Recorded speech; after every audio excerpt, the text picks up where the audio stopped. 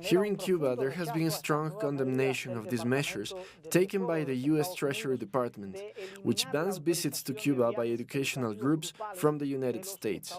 The Trump administration is also blocking cruise ships from visiting Cuba, and this is very important.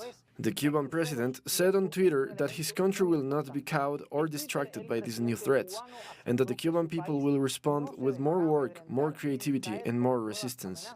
For his part, the foreign minister, Bruno Rodriguez, condemned the measures, which he said tighten the blockade against Cuba.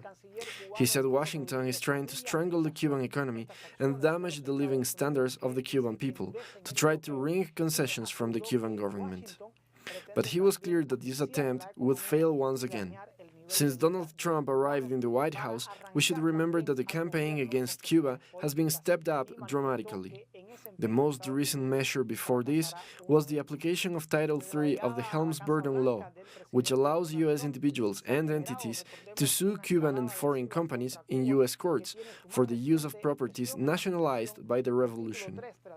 Last week, the head of U.S. affairs at the Cuban Foreign Ministry, Carlos Fernandez de Cosio, said that until recently it was possible to talk about a setback in relations between the United States and Cuba, but that this had now turned into open hostility and aggression on the part of the U.S. administration.